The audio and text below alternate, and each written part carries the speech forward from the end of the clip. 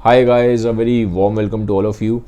आज की वीडियो में एक बहुत ही फेमस नॉवल के बारे में आपसे मैं डिस्कस करूंगा और ये भी पार्ट्स में आएगा। ठीक है, इसके बारे में डिस्कशन क्योंकि लंबी है नॉवल और मेरा हमेशा से मेन पर्पस ये रहता है कि जो मेन मैसेज है एटलीस्ट वो स्किप ना हो जाए और मैं डिटेल में आपको एनालिसिस करके बता पाऊँ। ठीक है, तो नॉवल का नाम है द फाउंटेन हेड। इसको लिखा है बहुत ही एक फेमस एक फीमेल राइटर ने जिनका नाम है एयान रैंड।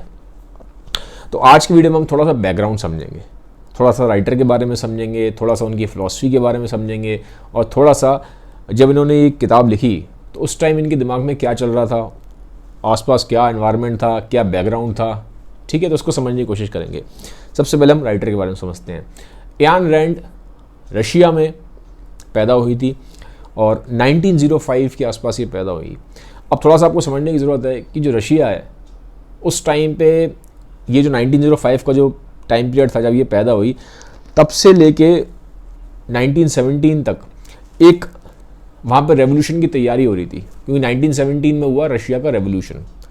ठीक है, अब हुआ क्या था, जो एयान रैंड थी ये बड़े ही पैसे वाले घर में पैदा हुई थी। ठीक है, इनके फादर का अच्छा खासा बिजनेस था, वेल्दी थे ये बहुत। अब जब वहाँ पे रशिया में रेवोल्यूशन हुआ, लेनिन की गवर्नमेंट आई, तो इनके फादर का जो बिजनेस था, सारी वेल्थ थी, उसको स्टेट ने अपने अंडर में ले लिया,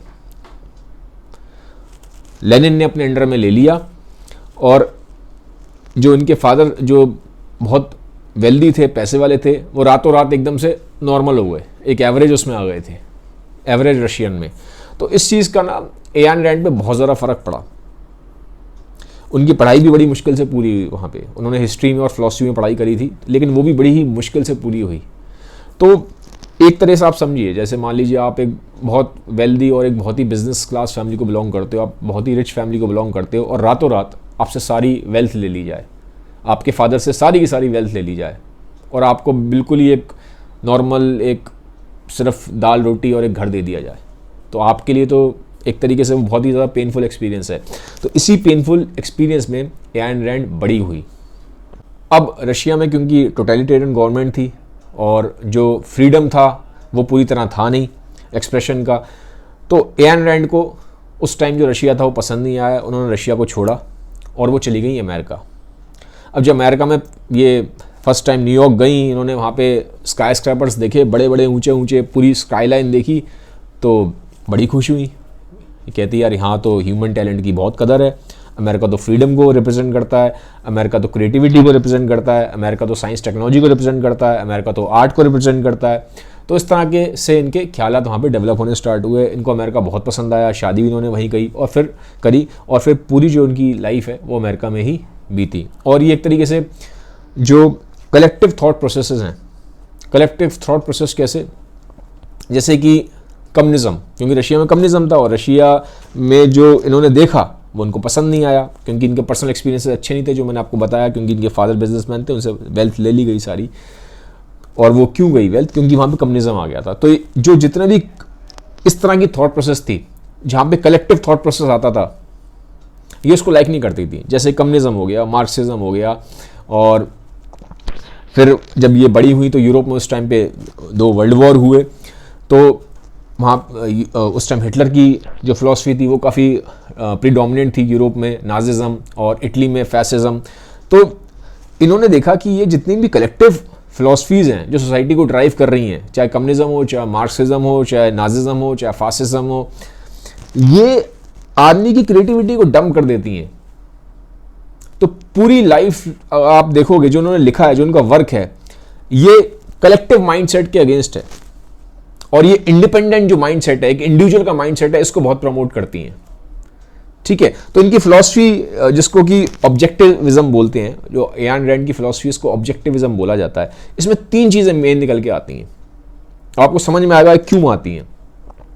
पहला, इन्होंने ऑब्जेक्टिविज्म में इन्होंने फोकस किया इंडिविजुअल को, इनका फोकस कलेक्टिव मासेस पे नहीं था, क्योंकि मासेस को तो ड्राइव कर रहा था कम्युनिज्म, मासेस को तो ड्राइव कर रहा था नाजिज्म। उस टाइम पे यही थी जो डोमिनेंट फिलॉसफीज थी यूरोप में और उधर रशिया में। तो ये मासेस की फिलॉसफी से, जो कलेक्टिव सोसाइटी की जो फिलॉसफी होती है, उससे इंप्रेस नहीं थी, उसके अगेंस्ट थी। तो कहती थी कि जो मासेस की फिलॉसफी है इसको फॉलो ना करें आप, इंडिविजुअल जो खुद में एक इंडिविजुअल इंसान है, इसकी अपनी एक फिलॉसफी होनी चाहिए।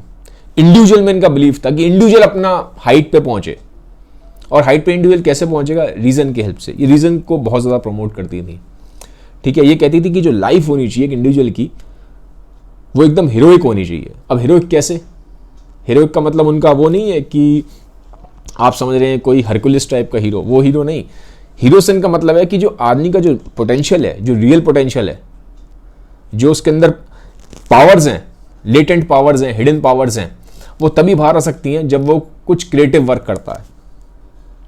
और क्रिएटिव वर्क करने के लिए वो कहते हैं कि इंडिविजुअल को खुद में ही एक अपने अंदर एक रेवोल्यूशन लाना पड़ता है। तो इसलिए इनका इंडिविजुअल में बहुत ज़्यादा बिलीफ था। कलेक्टिव जो मासेस की थॉट प्रोसेस थी उसमें इनका बिलीव नहीं था। उसका रीज़न मैंने आपको बताया, जो उन्होंने चाइल्डहुड में फेस किया और जो उस टाइम पे सोशियो पॉलिटिकल कंडीशंस थी यूरोप में और रशिया में। पहला ये।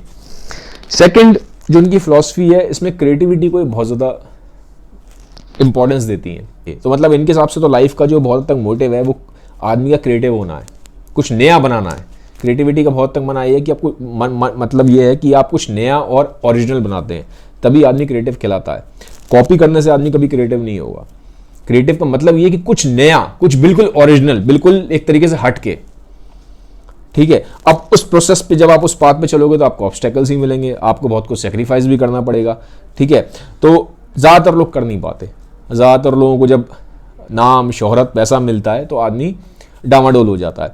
तो ये कहती हैं कि अगर आप अपनी इंटीग्रिटी मेंटेन रखोगे, अगर आप अपनी इंटीग्रिटी मेंटेन रखोगे तभी आप क्रिएटिव हो पाओगे। अब ये अपनी पूरी फिलॉसफी को, जो भी इनकी फिलॉसफी है, इन्होंने इसको इस नॉवल फाउंटेन हेड में दिखाया। इन्होंने दो तरह के कैरेक्टर्स क्रिएट करे हैं। एक कैरेक्टर है जो बिल्कुल जैसे कि ऑर्डिनरी एक मीडियोकर जो मासेस होते हैं उनकी तरह जीवन जी रहा है, ठीक है। बिल्कुल हाँ भैया, हमें फेम मिले, हमें स्टेटस मिले, हमें पैसा मिले, हमें पावर मिले, तो बिल्कुल सोसाइटी के हिसाब से चल रहा है। इंटरनली उसे बहुत जगह मालूम भी है कि चीज़ें जो वो कर रहा है वो ठीक नहीं है, उसकी इंटीग्रिटी डैमेज होती है, बट कोई दिक्कत नहीं है। जब तक पैसा मिल रहा है, जब तक स्टेटस मिल रहा है, जब तक मासेस उसको एक्सेप्ट कर रहे हैं, सोसाइटी उसको एक्सेप्ट कर रही है, तब तक वो काम करे जा रहा है, उससे फ़र्क नहीं पड़ता, ठीक है। और जो ऑलरेडी ट्रेडिशनल जो पाथवे है, जो ऑलरेडी नॉर्म सेट हैं, बस वो नहीं नॉर्म्स पे चलेगा, उनको कभी चैलेंज नहीं करेगा, अपना कुछ ओरिजिनल खुद से नहीं सोचेगा। अब दूसरे तरह के जो कैरेक्टर्स हैं, ये एयान रैंड की फिलॉसफी को शो करते हैं। कैसे? ये वाले जो कैरेक्टर्स हैं ये क्रिएटिव हैं, ये बिल्कुल ओरिजिनल हैं, ये कुछ बिल्कुल अपना नया बनाएंगे, लेकिन जब ये नया बनाएंगे तो ये बहुत कुछ सेक्रीफाइस भी करेंगे। आप देखोगे इनको इतना पैसा नहीं मिलेगा, इनको लोग इतना कोई वैलिडेट नहीं करेंगे, सोसाइटी इनको वैलिडेट नहीं करती, ठीक है। इनको बहुत हद तक, बहुत जगह इनको बॉयकॉट सहना पड़ता है, इनको बहुत सारा पेन सहना पड़ता है, इनको बहुत सारे सेक्रीफाइसेस सहने पड़ते हैं, लोग इनको लाइक नहीं करते, लोग इनको बहुत डिसलाइक करते हैं, बट उसके बावजूद भी ये बहुत ज़्यादा ओरिजिनल है और इनके जैसा जो वर्क है वही सोसाइटी को आगे लेके चलता है। और ये जो लोग हैं बहुत गिने चुने होते हैं, ठीक है। तो दूसरे टाइप के जो कैरेक्टर्स हैं ये वाले हैं जो हाईली क्रिएटिव हैं, बट इनको कोई रिकॉग्निशन नहीं है, इनकी कोई पूछ नहीं है, ठीक है। इनके पास name, fame, status, validation, power कुछ भी नहीं है, बट इनके पास एक जुनून है, एक फायर है, जिसके थ्रू ये आगे बढ़ते हैं उस रास्ते पे और दुनिया को भी आगे लेके जाते हैं, और ये अपनी इंटीग्रिटी को मेंटेन रखते हैं। आप इन्हें कितना भी कुछ भी दे दीजिए, ये अपनी इंटीग्रिटी नहीं खोएंगे। तो दूसरे टाइप के कैरेक्टर्स एयान रैंड ने नॉवल में ये दिखाए हैं। तो ये है हल्का सा मैंने आपको बैकग्राउंड दिया इसका, नॉवल का, फाउंटेन हेड का। अब हम अगले वीडियोस में जो आएंगे आगे, मैं इसके बारे में आपको बताऊंगा डिटेल में कि क्या है कहानी, कौन कैरेक्टर हैं, किस तरह से है, इनकी फिलॉसफी। बहुत अच्छा वर्क है ये, ठीक है। अब थोड़ा सा मैं हल्का सा नॉवल के बारे में आपको एक वैसे बताता हूँ कि नॉवल क्यों ज़्यादा इंपॉर्टेंट है। एक तो क्लासिक है ये, ठीक है। और जब इन्होंने लिखी थी, इनको लिखने में 7 साल लगे। 1943 में पब्लिश हुई थी बुक, 7 साल लिखे थे, 7 साल लगे। और जब लिख के इन्होंने दिखाया पब्लिशर को कि भैया ये आप किताब पब्लिश करो, तो राइटर ने बोला कि यार ये तो बहुत ही इंटेलेक्चुअल वर्क है, क्योंकि इसमें फिलॉसफी बहुत ज़्यादा है। तो उन्होंने बोला तो इंटेलेक्चुअल वर्क है, ये मासेस को समझ में कहाँ आएगा, नहीं समझ में आएगा ये आपका वर्क। तो 12 पब्लिशर्स ने इनको मना करा था, 12 पब्लिशर्स ने इनकी किताब को पब्लिश करने से मना करा था, ठीक है। तो 13वें पब्लिशर ने इनकी इस वर्क को छापा था, ठीक है। तो पहले तो 7 साल में लिखी गई किताब, 12 पब्लिशर्स ने इनको मना करा, ठीक है। तो एक तो आप ये देखो, काफ़ी एक तो स्ट्रगल है इस किताब को छपवाने के पीछे। सेकंड, लिखते लिखते 7 साल, काफ़ी टायर्ड हो गई। 7 साल लंबा टाइम होता है, तो जब टायर्ड हुई तो ये कुछ दवाइयाँ खाती थी अपनी टायर्डनेस को मिटाने के लिए, बट बाद में फिर उन दवाइयों का कुछ साइड इफ़ेक्ट भी हुआ, जिसकी वजह से लेटर एज में इनको मूड स्विंग्स होते थे काफ़ी ज़्यादा। लेकिन फिर भी एक जुनून था एक कि हाँ कुछ है अंदर जिसने इनको इंस्पायर रखा कि भाई तुम्हें काम करना है चाहे जो मर्जी हो जाए। बाकी ये जो इनकी बुक है द फाउंटेन हेड, जिसके बारे में हम अगले वीडियो में डिटेल में डिस्कशन करेंगे, ये इनका मोस्ट फेमस वर्क नहीं है। मोस्ट फेमस वर्क जिससे बहुत ज़्यादा फेमस हुई थी वो था एटलस श्रग्ड, ठीक है, जिसको इन्होंने अराउंड 1957 में लिखा था। पहले हम फाउंटेन हेड कंप्लीट कर लेते हैं, उसके बाद अगर लगेगा तो मैं एटलस श्रग्ड को भी कंप्लीट करूंगा डिटेल में, ठीक है, क्योंकि वो भी अपने आप में इनका जो मैग्नम ओपस है, जो इनका मेन वर्क है वो वही है। फिलहाल अगले वीडियो में द फाउंटेन हेड पे हम डिटेल में डिस्कशन करेंगे। बाकी ये था एक बैकग्राउंड का वीडियो। अगर वीडियो आपको अच्छा लगता है, मेरा वर्क आपको अच्छा लगता है, तो प्लीज़ इस वीडियो को सबके साथ शेयर ज़रूर करिएगा और वीडियो पे लाइक बटन को हिट करना ना भूलें। Have a nice day, bye bye, take care.